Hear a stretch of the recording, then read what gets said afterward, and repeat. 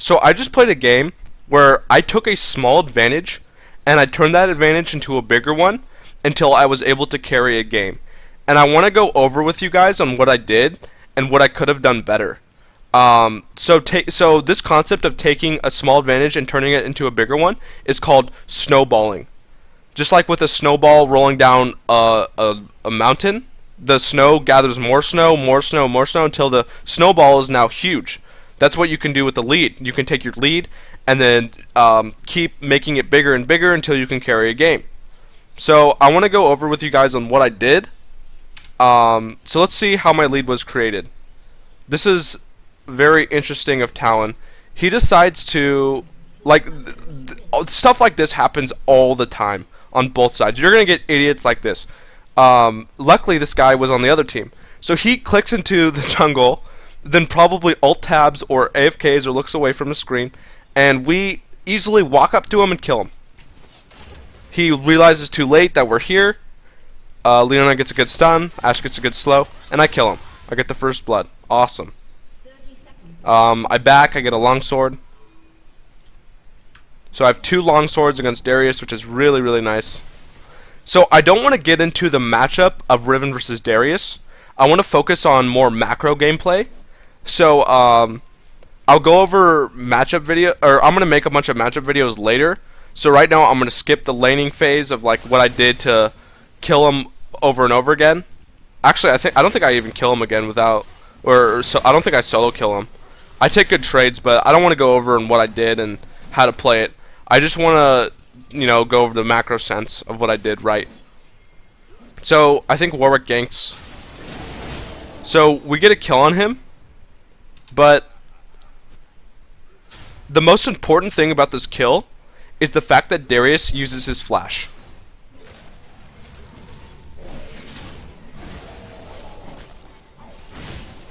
So he uses his flash right there. Darius is a champion with literally no escape. Like, he literally has no escape. He has no dashes. He has 1 slow. But other than that, he has no escape. He's against a Warwick and a Riven, who are extremely mobile and can lock people down for a very long time. So the fact that he just uses flash means that killing him again and again and again is going to be very easy because he literally has no escape. So I get another kill. I'm 2-0, which is really nice. He TP's back. I take a portion of his HP.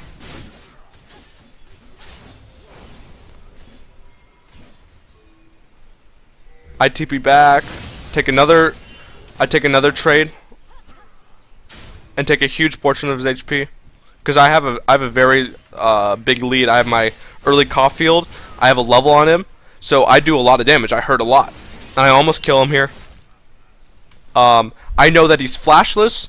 I know that he has no way of escaping. So all I do is I get my cooldowns back. And I can just flash on him easily. There's nothing he can do. Literally nothing he can do about it. I just flash on him and kill him. Just like that. So now I'm 3-0. Darius is 0-2. He's gonna miss all of the CS because he used his TP, and he's dead. So he loses all of these minions, and I think he loses a partial amount of this wave because he spawns and walks back. But now he's super far behind. I have a lot of damage, and this is looking good for me. So now I'm at the point. Right now the lane is at the point where I've completely won, and anytime Darius walks up to kill minions, I'm just gonna punish him for it. Because what can he do? If he tries to take a trade with me, I'm obviously gonna win because look at his items and look at my items. Look at my level and look at his level. He's super weak, and anytime he walks up, like he did, he's too close to me. I can just take a trade of his health and back off. Look, he's half HP now. If he does that 2 more times, I kill him. So now he has to stay super far away from the minion wave, or else I can just kill him.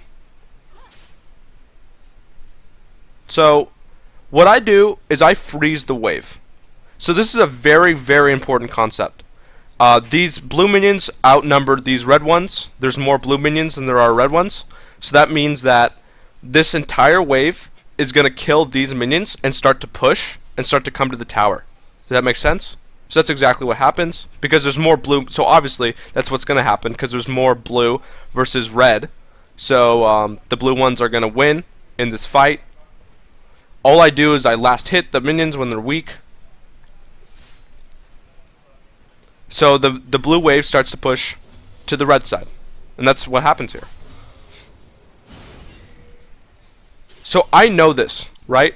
I know that every single time, as long as the towers don't help in the fight, these blue ones are always going to outnumber the red ones. This is called freezing. And this is what I do. I freeze the wave, which means that I never let the minion wave get to the tower. Because I want these blue minions to keep killing these red ones. Why?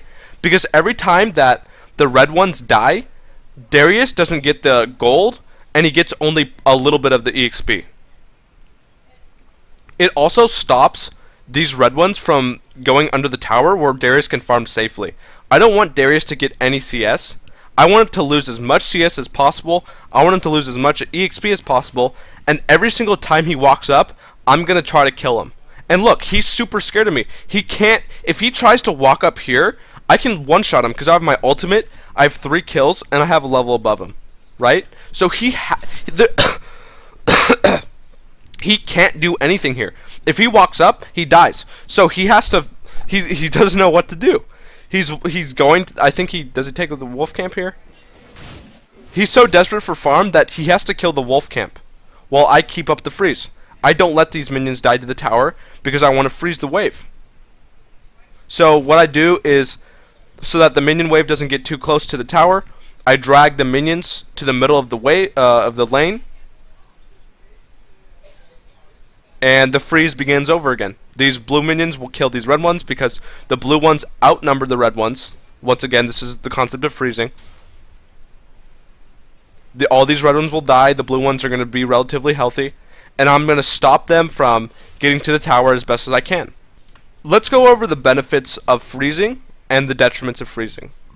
So obviously the benefits are that Darius doesn't get to farm. He doesn't get to have EXP. And it's hard for me to get ganked. Because look at where I am.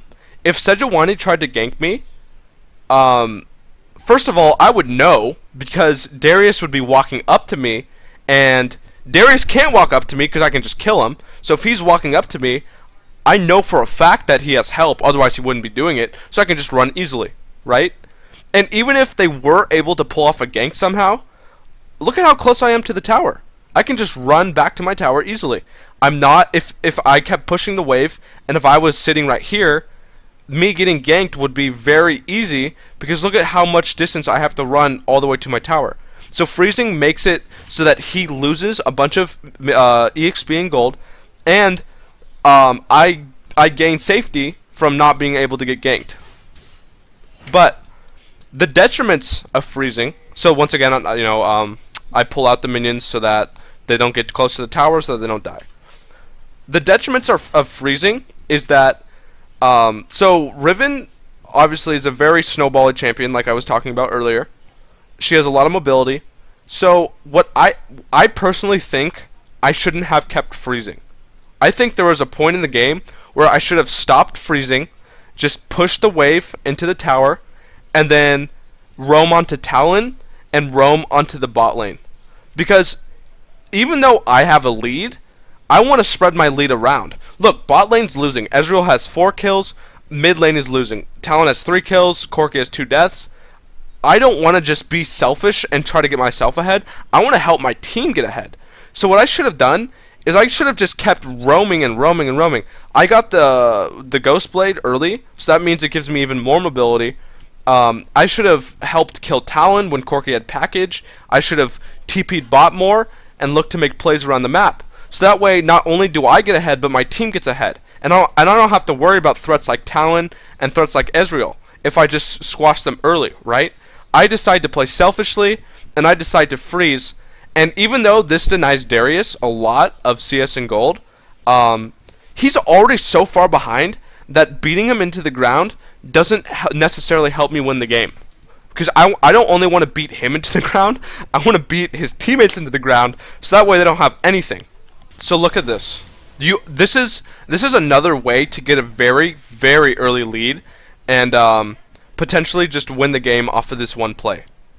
Or like in any game, like if you see a fight in bot lane, and there's a ward here or a ward in, oh, actually there's a ward in both. There's a ward in try and ward here. If you see a ward behind the fight, like it is right now, if you TP and if you can clean up, do it. Sometimes both sides will be super low, and you'll be the one thing that just turns this fight to one side, and you just win the fight, and that could potentially win the game. Because let's say like we win the fight because I TP down, I get a nice ultimate off. We can look to get the tower, we can look to get dragon. That gets us a couple of kills, and that's really beneficial. And that's exactly what I see right now. I also see that Corki has TP, so we decide to be scumbags and 4-man the bottom lane, which is very brutal for them. So I tell Corki, let's double TP. So we both TP to this ward, because I'm super fed. Like I said, I have 4 kills, a lot of damage. Ezreal's low mana. They probably use their summoner spells. So we decided to double TP. There's nothing they can do. Where can they run? TPing is 5 seconds long. Ezreal was like right here when we started to TP. Where can he go? He has literally no escape. And they don't even realize that we're TPing because they're not paying attention. So we get an easy kill onto Rakan. And we get another easy kill onto Ezreal. Perfect. So if I did more of this stuff earlier, like I was talking about, this game wouldn't have been so close. Because look, Ezreal's 5-3, Talon's 4-2. If I made these plays earlier and weren't so selfish, this game might have just been a stomp, and that's what it should have been. But unfortunately, I waited too long. This play really did help, but if I did this more, it could have been better. But do you understand like how important it is to spread your influence around the map?